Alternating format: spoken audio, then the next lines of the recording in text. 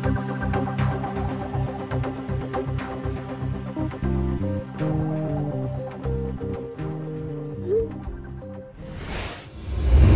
back to the Growing Band Director Podcast. This is episode number 131, and I'm here with everybody on the Band is Everything podcast, episode number 60. Yeah.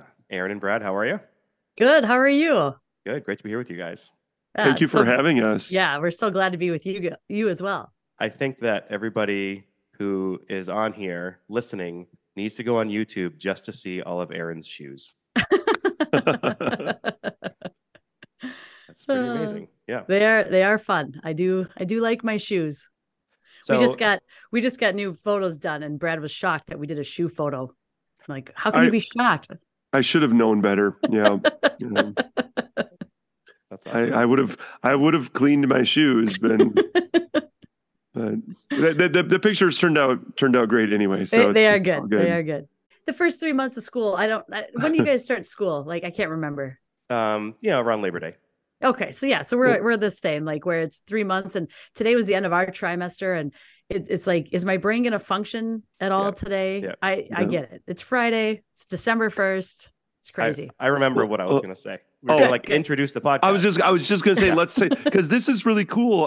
First of all, we appreciate the invitation to do a crossover episode, but we'd love to tell our listeners or hear from you a little bit more about what your podcast is about, and we'd love to tell your listeners what our podcast is about, because they're definitely coming from the same place, but they definitely have two different sorts of formats.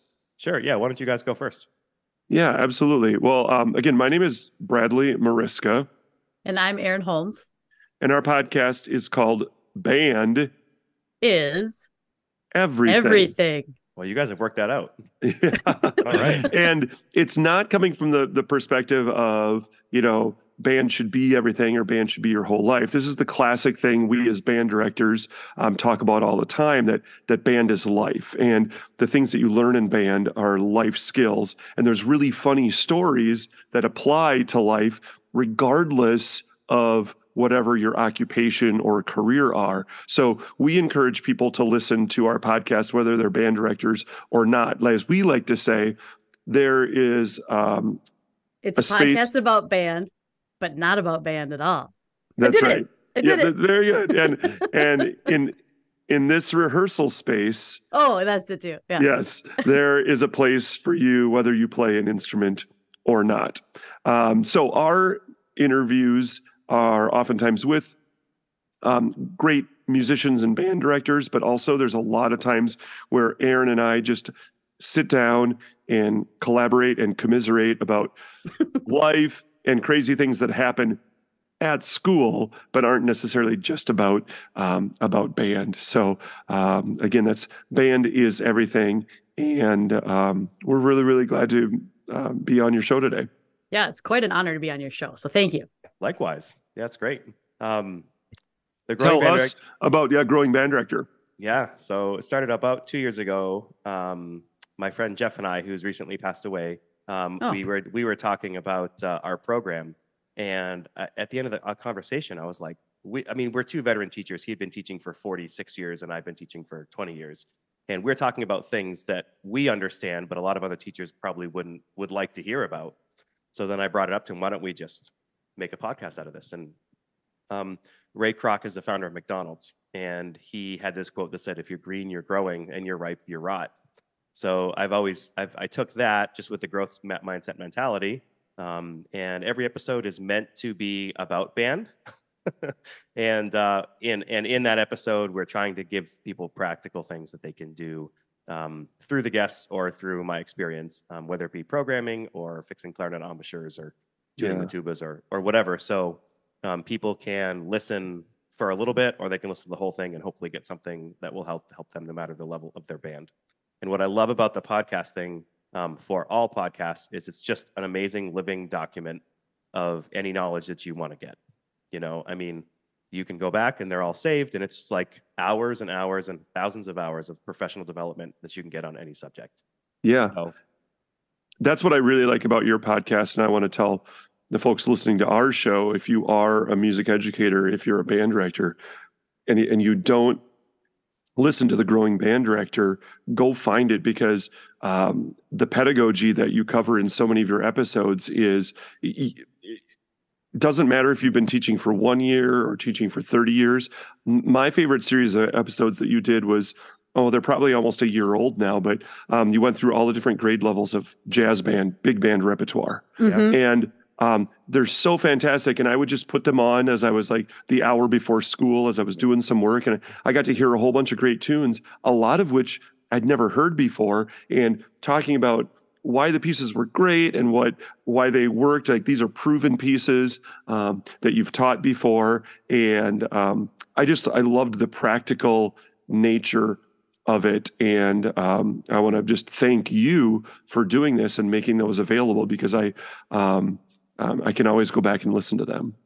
Well, and that's the thing about pedagogy. I mean, when we're all in our 20 years of teaching now, and there's still so much we can learn. That's why we have the growth mindset. And so to be able to like even break things down into, what are those tricks again about clarinet embouchure? What else can I learn? What else? I mean, it's not always going to be the same thing for every single kid. So how can I help? How can I get better? So that's why it's so great to have a podcast like yours. Well, and what's funny is that, like, obviously, I think we would all hope that we keep improving as teachers every day. So, like, are you a better teacher than you were 5 years ago? Well, I hope so. Like, we all think that we are. But guess what? Your clarinet section might be worse than it was 5 years ago. And your trombone section might be better. Like, your band gets worse and better within. So you might not have to remember certain things about the clarinet right now. But in 3 years, you might need to remember that. That's such a good point. It's just like, I don't have to worry about percussion sticking right now because they can play anything I put in front of them. Well, someday, you might have to remember what right-hand lead is. Yeah. So. Right. Yeah. So let's talk about workload. I think, here's a pet peeve of mine, and I don't know if I'm going to make anybody mad here, but I feel like a lot of people come out of school to be a band director, but they're not willing to put in the work to build in a really good program. And I'm definitely for life balance. Like, I'm all about, like, I don't rehearse my marching band past 5:30. I'm always at home for dinner with my kids. That's me personally. But I also work really hard in my program to help build it a lot. And I think there's a lot of people who are leaving school who are thinking more about me time than, like, before they're even married or have kids, rather than maybe, building your program to be what it should be. So, like, I'm curious to hear from you guys. Yeah. Well, I can let Brad kind of start this too, but I right now I'm kind of frustrated with a lot of things in that regard, because I believe in work-life balance too. I've got 3 kids. I've got a husband that coaches he's a 2-sport head coach. Like, our lives are really busy, but I know what kind of work it takes in order to make a successful program, and collaboration and doing the things and the hard work that it takes to get there. And I'm still willing to do that work. And then when I hear from other people that they're like, "Oh, I don't want to do that because that's too much work." Oof, that's tough for me to. And I get that everybody's level of busy is in their own. It's your perception is your reality, right? But at the same time, like, you can't just give up on something because you don't know how to fix that problem. Our job is to teach kids how to solve problems and to work through that. So I don't know, Brad, you can add in more, and then. Well, yeah, I mean, Erin and I have talked about this a lot, and there's a lot to unpack here. But I think the first thing that we notice is that there are a lot of, I don't know if they're music educators or future music educators who are in college, or prospective music educators who maybe join this career path for the wrong reason. And I don't mean that in a really negative way. I actually mean it in a really positive way, in the sense that when they were in school, whether it was middle school, high school, college, band was their favorite thing. It was their favorite class. It was their favorite teacher. Playing an instrument or playing in an ensemble was the highlight of their day. And that's super awesome. It should be. That should always be our goal. I get up every day wanting to go to school to make band be a highlight of the day for some student, hopefully lots of students. But there's a big difference between band being your favorite class or the favorite thing that you do, and it being a career. Yeah. Because the life of a band director, and it doesn't matter if you're teaching elementary, middle, high school, college, it is a lot of work. At the high school level, it's a ton of evenings and weekends and summers. At the middle school level, you go home physically exhausted at the end of the day, right? And I think a lot of people don't realize that because nobody ever talks about how much time you're going to spend on administrative tasks. No one's going to talk about how much time you're going to stand at the photocopier. No one talks about how much time you're going to spend in professional development sessions and meetings, sending emails to parents. No one ever talks about all of the instruments that you're going to need to repair, and all of the planning it takes to send your kids to a festival or a competition. And it's one of those things that, like you said, we're all for work-life balance. But at the end of the day, this is not a 9-to-5 job. It's never been a 9-to-5 job, and it never will be a 9-to-5 job. And you have to know that going into it. It doesn't make it right or wrong. It doesn't make it fair or unfair. It just is what it is. And people who find that surprising either weren't trained well or weren't paying attention during their training. Yeah, there were some things I was thinking about as you're like, my wife will say this too, because she's a great middle school teacher, and I'm lucky that she's in my district. So like I get all of her students. That's awesome. We're always on. Always. When you're in the band room, not only are you busy every minute of the entire day. I mean, if you're lucky, you sit down for 5 minutes to use, to eat. But we're always on. When we're in rehearsal, like you're on live with all the kids playing. Like you're not going, okay, now we're going to take 20 minutes and work on your trumpet homework. Like it's not. No, it's not a math class where they've got that time. So when we do have the chance to teach a piano lab class, it's like, oh, this is amazing. Like you have that flexibility to like take a breath. So yeah, we're always on. And Jeff used to say all the time, do you want to be good or not? Like, do you want your program to be good? Because you can get the job and keep the job and just have a poor program, but you have to be willing to put in that effort. For sure. And not only the things that you deal with on a daily basis, but then bigger picture programming. No matter if you're at the elementary level, middle school, or high school, you've got to be collaborative in a full big picture program. And that's where you think too, like, oh, I'm on this island, and sometimes you're running the whole program by yourself. I mean, we're in a high school of 2,200 kids. We have 2 middle schools and 5 elementary schools, so we've got big programs all over the place. That's a lot of communication to have to collaborate with concerts and build bridging mentorship, all the things that we've got going on within our program. And that's those relationships. But I think the other big thing too is that, especially at the high school level, most of us are dealing with 9th through 12th graders, and those kids know us and they find a safe space in our band spaces, right? Like that's just the way it is. Band, choir, orchestra, like they find that home place. And then now we're dealing so much more with the emotional side of kids and this, I don't want to say oversharing, but sometimes it is oversharing on, like I always felt close to my band director, but the things that I hear now as a band director, there's no way I would have ever said that. So, I mean, teaching is so different. And maybe the kids, if I use quotes today, going into music education, maybe they're used to that. It won't be like for us. Sometimes it's just draining. Like we rehearse at night for marching band. Our program is extracurricular. Mm-hmm. So when we're done at rehearsal at 9:00, and then I still have to sit in a room and work out the problems with the kid, like if they're fighting within the section or whatever the case is at the time, it's draining. Mm-hmm. Yeah. And how do you sustain that? And think about it. This is going to sound bad because I think every kid's a good kid deep down, right? And there's some kids mm-hmm. who have issues and some don't, but like the kids choose to be there. Like imagine if you had to teach English, right? Where the kids have to be there and they're forced to be in your class. Like at least we get to teach the kids who want to be there. 100%. But with that comes like a greater responsibility in terms of okay, Batman. Okay, Spider-Man. With great power comes great responsibility. But because I don't presume to. Okay, this is I got to make sure I word this correctly because I don't want to sound insensitive or cynical. Right. If every kid in our classroom was forced to be there, not by choice, we wouldn't have to care as much about them. Now, and that is not to say that teachers that are in gen ed core classes don't care, because we work with some absolutely amazing, like a lot of really amazing math, science, English teachers, but they don't have to worry about job security, and they don't have to worry about if this kid doesn't like my class or like me, that they're going to quit and my enrollment goes down.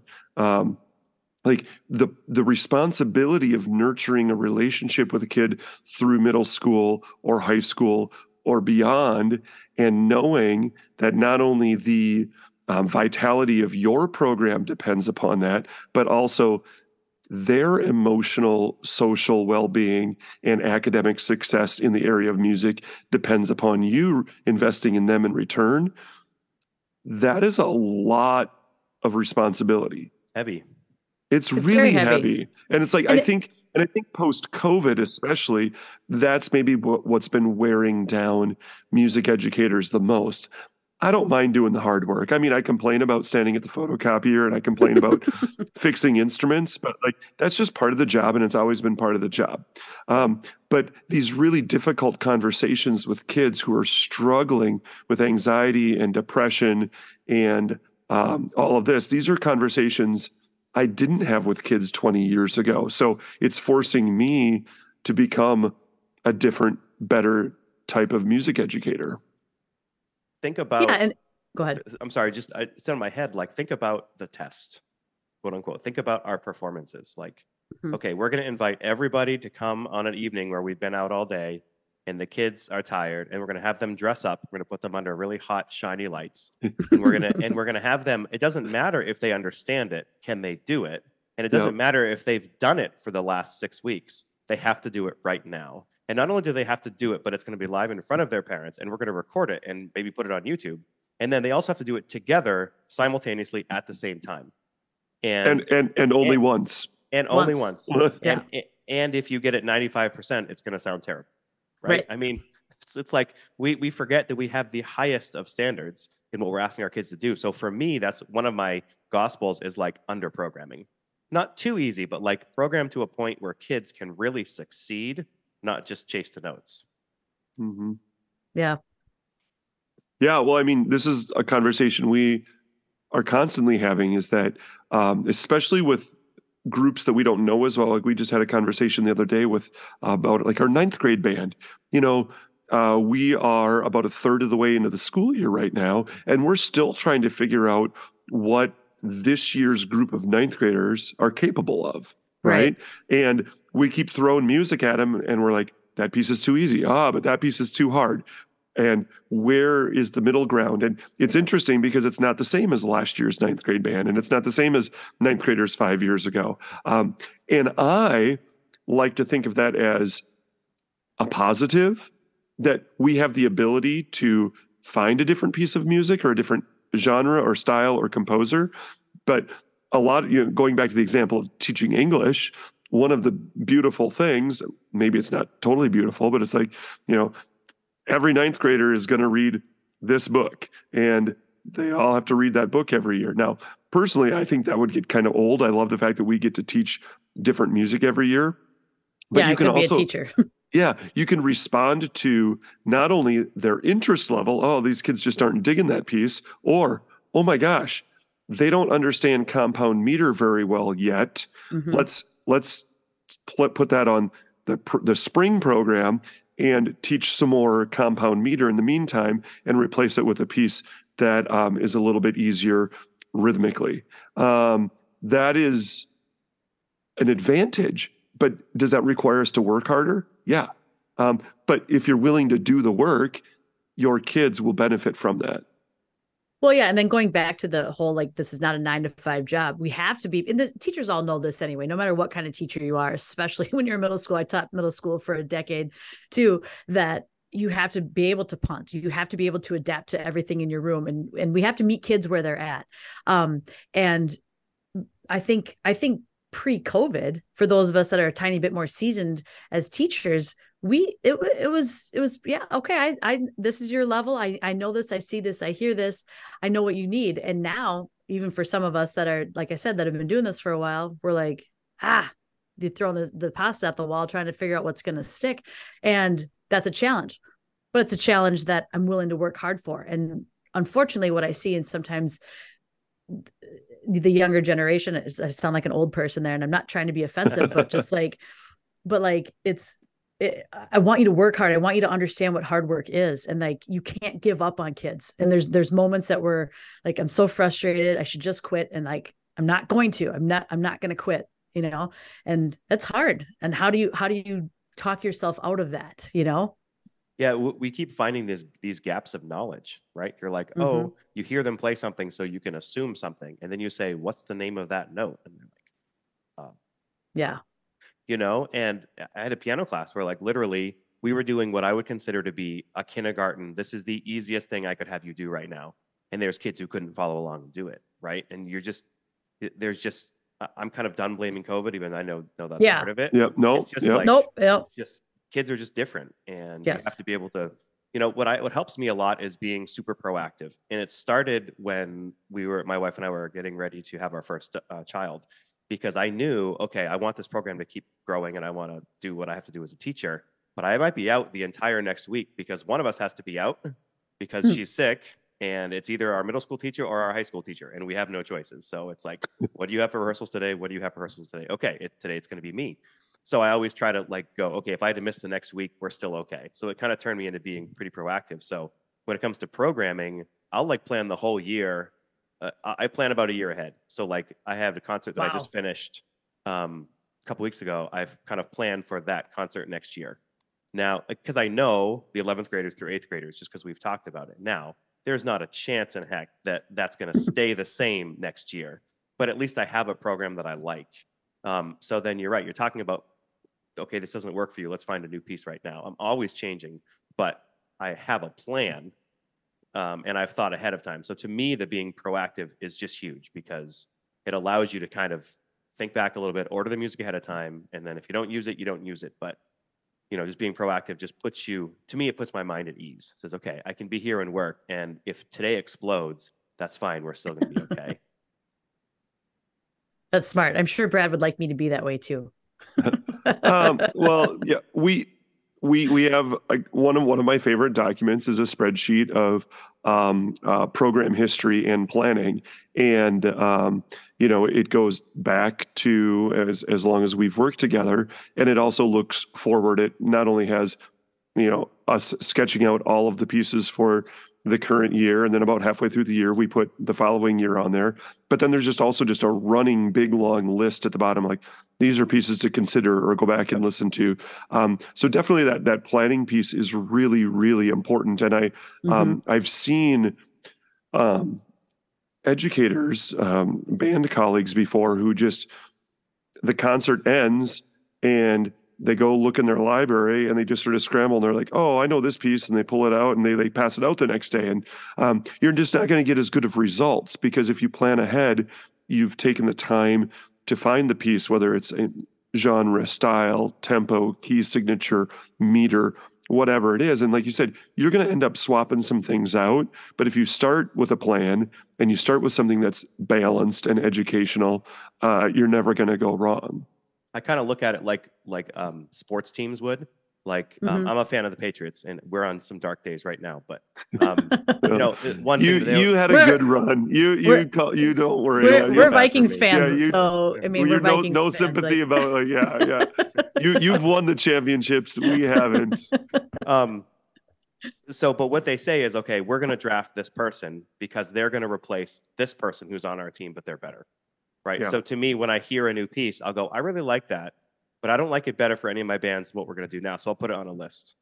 But if I go, oh, I really like that piece, and that's better than the ballad I was going to use. So you're out, you're onto this other list. And so to me, that's how it happens. That's exactly how, that's exactly how I think. It's fun to do too. Like, oh, I can't wait to do this piece. I'm not waiting. I found it later, but I'm doing it now. And Brad gets that way for sure. It's super fun. Yeah. Yeah. You know, when we talk about the triangle of responsibility, to me, when we talk about like the teacher, the parent, the student, all having equal parts in things, and so many times, you know, as teachers, if we have a position where maybe the parents aren't involved, or maybe the kid is not trying, we as teachers try to take it all upon ourselves to make up for the whole triangle. And of course, we know we can't do that. But also, have you ever found, I don't want to hear from you guys, have you ever found that when you're in front of your band, when they sound great, you're pretty relaxed? Like Yes. your muscles are relaxed and you're enjoying it. When they sound awful, your muscles are all tight, your jaw is clenched, and you're like, why? Oh, if I relax, they still sound bad. Okay, so they can sound bad and I can be relaxed, and that helps me be a better teacher. Isn't that funny how that works? It Yeah. is. Well, I was just about to say, one thing I say to my ensembles fairly often is like, why am I working harder than all of you? And I realize the reason they don't sound good is because I'm actually trying to do too much and I'm getting in the way, or I'm giving them the excuse that, well, if I conduct really, really big, then they don't have to count. Right? If I cue every entrance, they will never do it naturally on their own. Like, when I conduct relaxed or step off the podium completely, that's actually when they sound their best, because all of a sudden then their focus and their listening is so much better. Yeah, they're finally listening louder than they're playing, and that's what we want. But too often we're like, we got to be in that control. So yes, we just had Dr. Derek Bromey show up and like he was running the wind ensemble, and he was like, I'm not going to conduct you guys. And I'm like, oh, that's such a good thing to do. And like, I need to like step off the podium more and just let them do it. Cause then all of a sudden they're moving, they're listening, and then they're fixing their own intonation instead of me going, my ears, you know? So. Well, it's a struggle though, because why did I become a band director? Because I like to be the center of attention. So that's a me problem. Is that just us? Yeah. Okay. Yeah. I have found that, you know, that getting off the podium is huge, you know, and I use metronome a lot, but a lot of times without the metronome too. Just off the podium, grab the score with you, walk through the band, walk behind the band, play the bass drum, whatever. It teaches the kids a lot, you know, you're a moving target. But when you're on the podium, make sure you're doing something that they need to watch. So I did interview Peter Boonshaft a couple of months ago, and one thing he was just talking about things that like we all know, but making sure the stands are high enough, make sure they're turned and face you, make sure they have to watch. So I started this warm up that I almost never used to do, is like A B flat scale. Like I never included that in our warm up. It was always 1,000 other things. But now it's like the B flat scale, but it's different every single day. You're moving fast, you're moving slow, you're soft, you're checking them from the very beginning to make sure that you're doing that conductor-student relationship and keeping your eyes on the kids, not on the music. Every time I see a picture of myself conducting and my eyes are down, I just hate it. And, you know, because like we're staring at our score. But when you can look at the kids and make connections with them when you're on the podium, that helps the music come alive and you hear it differently. So I challenge people. Next time you do a piece, just take the score off. As long as you can conduct the meters and you have an idea. Like if the band is good enough, just conduct and have no music in front of you and just go with what you hear. And it's revealing because you hear the band totally different. You really do, because I find myself like my ears can focus completely on the line that, I mean, all of us can, right? On the line that I'm watching, but then I'm not necessarily listening to everything else around me. And what's rehearsal for? To learn everything else that's going on, not just one part, not just my part.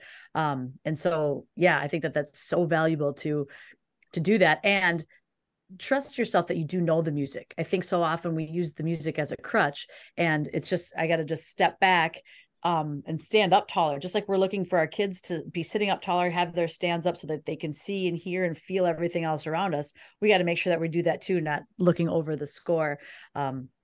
It's so important for us to know the music, obviously way better than anybody, but not use it as a crutch. It is funny too, because like we always kill ourselves for looking down at the score too much. But I've seen pictures of like the most amazing conductors you've ever heard about, and they're looking at their score. So it's like, okay, Leonard Bernstein did it too. So it's okay if I have it's okay. But it's good for us to get out of that comfort zone, right? Well, and to communicate to your students what you're doing and why. I do this in jazz band a lot, and I tell students at the beginning of rehearsal, I say, I don't have my scores with me today. what am I going to be listening for? And it facilitates a really great conversation that, like, you don't have to play every single note and rhythm perfectly, because even your director won't catch all of those mistakes if he's not looking at the score. But I will tell you, if you're not playing in the right style, if your entrances aren't clean, if your releases aren't together, if the articulations aren't uniform, if there isn't energy in your performance. And those things are as important or more important than playing all the notes rights and all the right notes and rhythms. So it really is educational as well. So it empowers the students, but it really, really gives them an opportunity to listen to the music at a higher level, because high school kids, middle school kids, like, they think that playing the piece and mastering it is just being able to get all the notes and rhythms that are on their page. And once you get this is why I like what you were talking about making sure that you don't over program, because you can take a really easy piece of music and yeah, they might be able to play it, but can they play it? Yeah. Yeah. Mm-hmm. Does it sound like they're recording, or their version of the recording, right? Right. Because kids, even as young as beginners, can sound good if they're taught well. I mean, people just think, oh, that's a complete mess for the first 4 years because they're just young. It's like, no, they can sound really good. You were talking about listening in jazz band. I'm curious, do you have a method where you teach, like, every kid in the jazz band who they're listening to and whatever in the big band? Yep. And what is that? Well, the lead players to start with, of course. They're going to play up to the lead players, and then well, maybe not to start with, but the bass line for sure. But playing up to the lead parts. But you also have to listen to the lower sounds too, and bass drum or bass trombone and bari sax and things like that. So it's quite the balance. Yeah. I mean, listening to the middle and then listening back. I always tell my lead trumpet player, or especially with our younger ensembles, a lot of times we have 2 or 3 students on lead trumpet, and you're the most important melodic part in the ensemble. And I think that's important too, melodic part, because we all know when we've had a jazz band rehearsal and the bass player is sick, right? Mm-hmm. The bass player is by far the most important member of the rhythm section. And without that, you don't have a foundation. So the bottom is as important as the top. But when it comes down to learning like the style, and who's driving the bus, you got to listen to the middle, listen to your lead players, and then listen back. And that whoever's playing first trumpet has to know what they're doing. Yeah, it's funny because the drummer plays time, and then the piano player and guitar player could be separate, but piano player plays harmony. The bass player is the time and the harmony, right? So that's sort of like in my brain logically why that is. So I guess guitar could service the same function if you're doing Freddie Green style. For sure. The way we do it is we have all the kids listen into their lead player, and then lead alto and lead trombone listen back to lead trumpet, and then lead trumpet is listening to drums, and then within the rhythm section, bass is listening to drums are listening to bass is listening to drums, and everybody else is listening into bass and drums as well. And then Jeff even had an idea. He used to, all the years ago, he would actually have 2 bass amps. He'd have one where it normally is, and he would daisy chain another one on the left side of the band. I love that. Because he said a lot of times his kids couldn't hear the bass.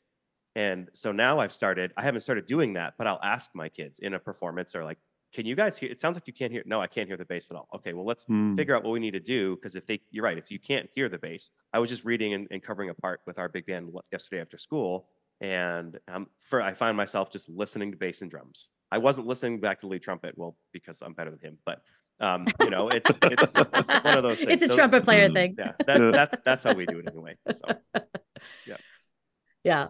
Well, that's good though too. Like it's interesting to listen to. Like I've got a really good jazz one this year. But most of them are like, I graduated almost my entire trumpet section last year, my entire trombone section, right, Brad? Yep. Things like that. And so it's a learning process and we have right now 3, enough for 4 jazz ensembles that it's a curricular part of our day. And so they're getting a lot of jazz. We meet for an hour every single day. And but when you're coming together and like especially like this first trimester of trying to find where you fit into everything, even in a, you know, traditional, you know, 18, 19 piece jazz band. It's very interesting to see like who's going to take the lead and then who doesn't. And how we teach them how to listen up to that. It's a lot. What's so important is you said it, like you had all these kids graduate, but guess what? You knew they were going to graduate like ahead of time. So I bet you were teaching all the levels of the kids at your best, right? Yeah. The amount of people who teach the top band and they kind of like throw the other band under the rug and like, no. Well, her colleague who teaches jazz too, he's really good. Really good. It's smart. True. He is really good. Yeah. Right. But like, it even goes down further. Like people think the elementary band isn't as important. Well, like that's your wind ensemble in 6 years. Yeah. Like, 100%. You know what I mean? Yeah. Like you need to teach every kid, no matter the complexity of the music, to the best that you can, so that you never really have to rebuild is the hope. It's like you might go down in trumpets, but then you're going to go up in saxophones, but you've planned ahead. Some people look and they go, oh my gosh, my trumpets are gone. Well, yeah. Where have you been the last 4 years? Like you knew they were. Have you not been paying attention? Well, and I'll sit there right now and when we finally get to concerts and I can just take a step backwards and really listen to like Brad's, you know, symphonic band and jazz 2 and things, and I'm like, okay, I see you, jazz 1 wind ensemble, jazz 1 wind, you know, and just kind of listen louder than I normally do on an every single day basis. And that's kind of fun to see, like, all right, I wonder who's going to step up. Because what I think might happen, not necessarily does happen when it comes down to, you know, chair or band placements. Yeah, because a lot of times the chair placement ends up being more about their character and their work ethic than their actual natural ability. So this kid that right now you think is your best player forever, well, in 6 months, that kid's going to quit because they're gone. But this kid who's home practicing, who you don't think a lot about, is just going to get better and better. And by the time they're a sophomore, they're going to be an all-state. Well, exactly. Hard work beats talent when talent doesn't work hard. Can I have my book back? Yeah. Okay. Yep.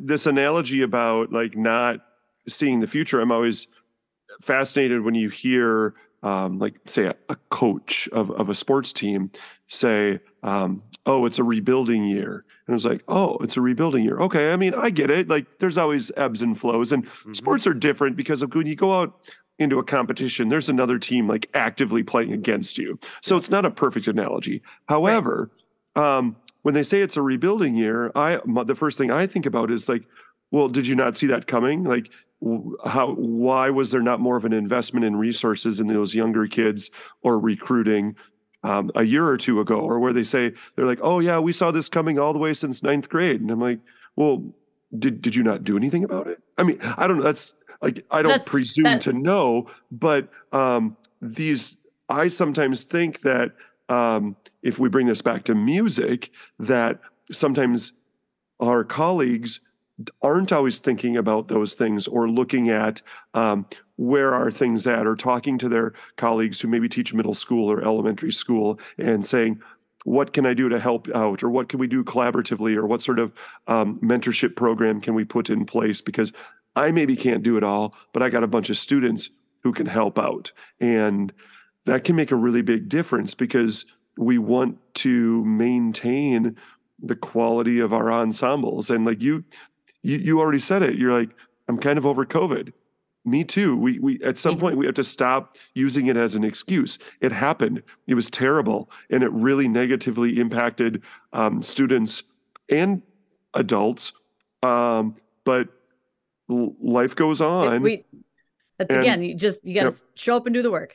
Yep. You got to show up and do the work no matter what it is. And I was going to say too, Brad, is that sometimes we get inside of our own bubble, because going back to that whole being super busy and it being in the eye of the beholder.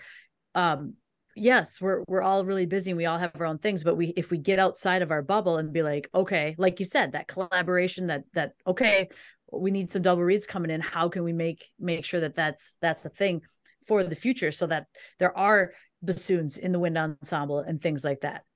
And I think people have a tendency to be like, I'm so overwhelmed, and they don't know how to take a step back to see, you know, the whole forest. You know, a lot of times we want to see the forest through the trees, but sometimes we have to take a step back and be like, you know what, grand scheme of things, this isn't that hard to solve, but I need to take the time to do that. One thing I've been doing more Take the this year time. too, one I've been doing more this year is we were talking about the listening thing, is using the term trios in a wind ensemble setting. So like the kid on either side of you and you are a trio, or the kid behind you and next to you are a trio. And just saying, taking a simple passage and saying, okay, we're going to play these 8 measures, but I want you to just play an even with your trio. So, and it's like instantly their balance and blend is better. And it's not a hard thing to do, and you can do it with any level.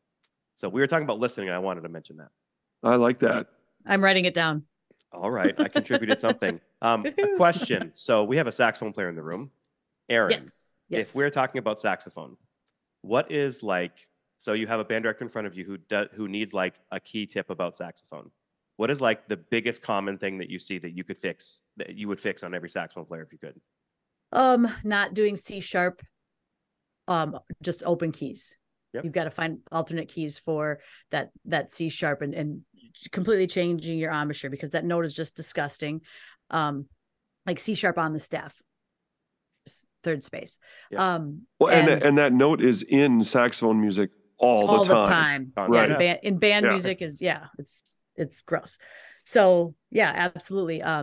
Playing C sharp and having alternate keys for that. So whether you're using the octave key and your G finger to offset that, or your middle side key to help soften that tone, because it's sometimes you can get it in tune, but your tone quality is, because it's just so open, it's just icky. So that's one of my biggest things that I can go in and help sound wise with that. And then just thinking about what your tongue is doing inside your mouth. And it's hard for kids to visualize that, don't we all wish we had x-ray machines or whatever, but like your tongue placement will really affect how you sound too. And that's something that if we don't learn that at a younger age, it's really hard to change. And I actually had to, the way that I was tonguing, I didn't get that fixed until I was in college. And that was hard to change after so many years of playing a certain way. Well, it's but now that's all I hear. That tongue placement is the same. It's the same for every instrument. Not that it's identical, but like if you play the trombone, and change your tongue position. So like Bradley, I'm going to ask you the same question. Trombone, like what would you change? Well, it's just characteristic tone. And I think it's because of the size of the mouthpiece. When most students first learn trombone or baritone as a beginner, the mouthpiece is honestly like too big for their face, right? So they develop 2 bad habits. The first one is what I call kissing the mouthpiece. They allow their lips to come inside the mouthpiece. They should be flat. They should be flat. Yep. And the other thing that happens also, because of the size of the mouthpiece, and because a lot of times as a beginner, we don't really talk enough about the volume and clarity of air that is required to play a larger instrument like low brass, their teeth are too close together. The jaw is too tight and too high.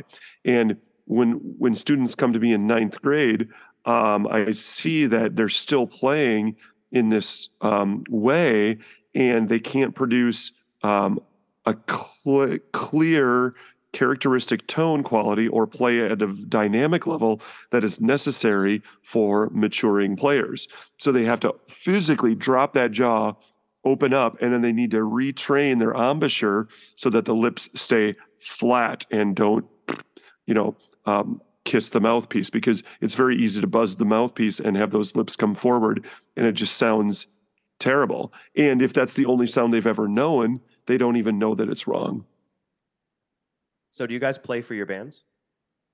I play a lot in front of the bands. Yeah. I play all the instruments. I do woodwinds mostly. I don't really touch a lot of brass anymore.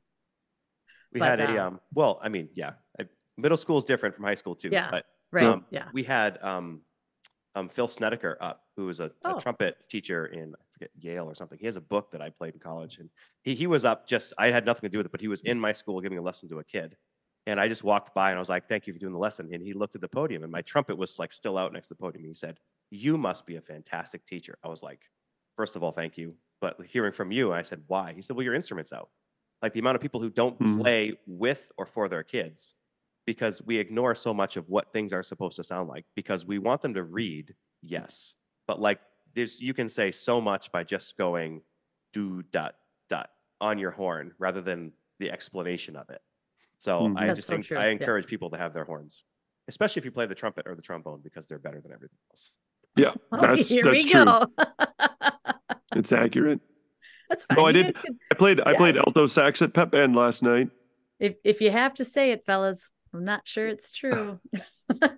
However, only one of us is presenting at Midwest this year, right? Oh, yes. Yeah. Okay, here's where I mute my microphone and go get a Diet Coke. He's just saying that because he's already heard the presentation twice now. Is that right? Oh, he's literally going to get a Diet Coke. That's Can you give us the overview? Yes. This presentation, I'm doing this with Dr. Paul Booty. He is a professor. Well, now he's the chair of the department at the University of Wisconsin River Falls. Fun fact: he's also a band parent of ours. They live in Lakeville, and their area is zoned for Farmington. And so I've taught all 4 of his kids now, and the last one's coming through now. And we were hanging out, him and I don't know, we're at Slapshots, which is our garage, and one summer, and we were talking about why teach, why now of all times, why are, as a college professor, it's like, why are we doing this? Why are people moving into this? And so we started talking, and a couple months later, and he's like, do you want to put this together? And I was like, I actually do. Like, I really do. Cause I want to be an inspiration for, yes, why should we teach? Why now should we teach out of all of this, that's going on in the world?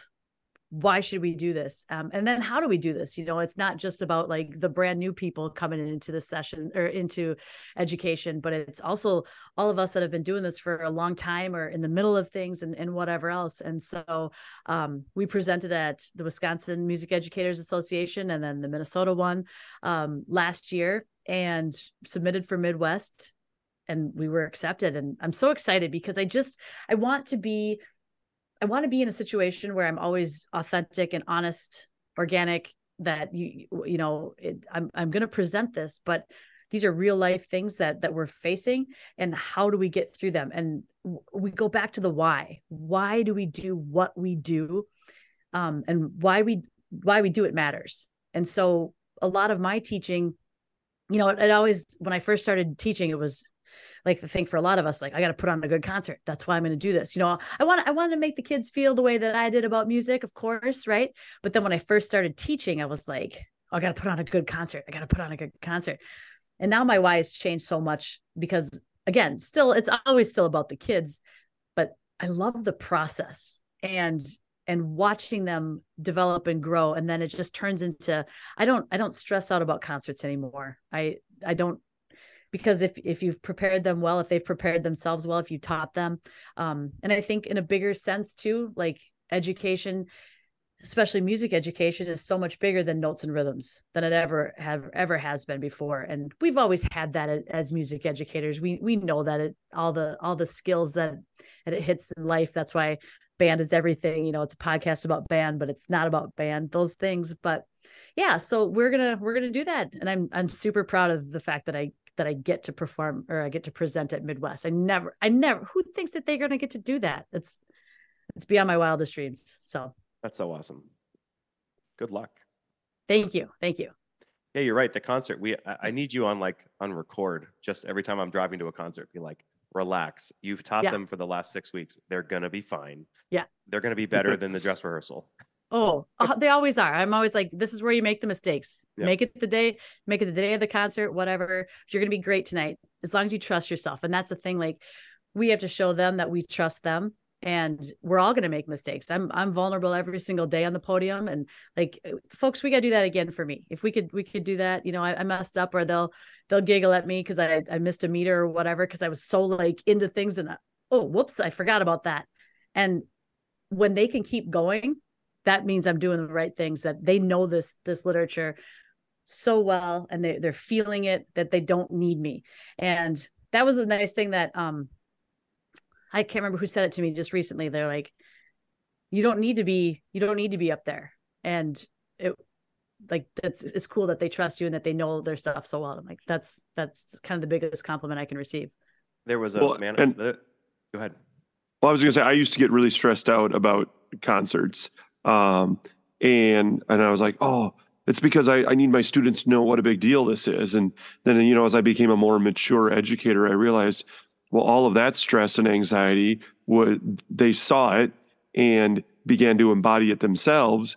And it's important for me to stay stress-free as possible and relaxed as possible at concerts, because the students then will be as well, because they're going to be nervous either way. We don't need to make them more nervous. Well, 100%. I mean, how we react to things, whether we're, we've got our own children or our students seeing the truck break down on the way to a festival, you have to respond the way that makes people feel comfortable. You can deal with the stuff, but I always say it's like you've got to be like a duck on the water. You're just nice and calm on top, but just underneath fast pedaling, so. That's awesome. I taught with a man named Phil Rich for about 15 years. And one thing he always strove for, and I use it all the time still, is he's like, a lot of bands will rehearse all loosey-goosey. They rehearse and they're not really trying. They're kind of like relaxed and whatever. And like stuff is everywhere. And you can tell there's no attention to detail. Then they get to the performance and they get super tight. And then they try to be perfect. And it's just not the same. He said, my groups always want to strive for the opposite. We want to work really hard in performance. I mean, in rehearsal, but then when you get to performance, relax. Like, don't even worry about it. Just try to entertain the audience. And if you can entertain the audience with all the work you've done, you usually have a pretty good concert experience. Yeah, one of our mantras is that we've talked a lot about over the last few years is about the process, and we've stopped worrying about the product. Now, I want to clarify, that does not mean that we don't care about the product, and it doesn't mean that we have a low standard for the product. But teaching students that if they do the process correctly and they invest themselves in the process, the product will always be good and always be something they can be really proud of. Because if you do all the work on the back end, the end result will have been worth it and it will be quality. Well, and we always say this too, that students deserve our excellence. I deserve excellence. They deserve to demand it from me. I deserve to demand it from them. That doesn't mean, again, going back to over programming by any means, but like they deserve that in life, whether it's going to be a romantic relationship, a friendship. We all have to give our absolute best in our relationships. And I want to do that for the music too. And to have a sense of pride, so that they know that they can do hard things. They can achieve a lot in life, whether it's getting that passage in the music or finding a romantic relationship that makes them feel amazing as humans and not have discomfort. And it's funny because, like, if you think of some people throw away days, they're like, we'll start trying next week or whatever. It's like, no, as a teacher, if you can, like, every single day you're trying to do the best that you can do, you're going to be just fine. Yeah. Just don't throw it away. Like, spend every day and every minute the best. Obviously there's times to be down, but like, don't waste this week. Like, do as much as you can to get ahead.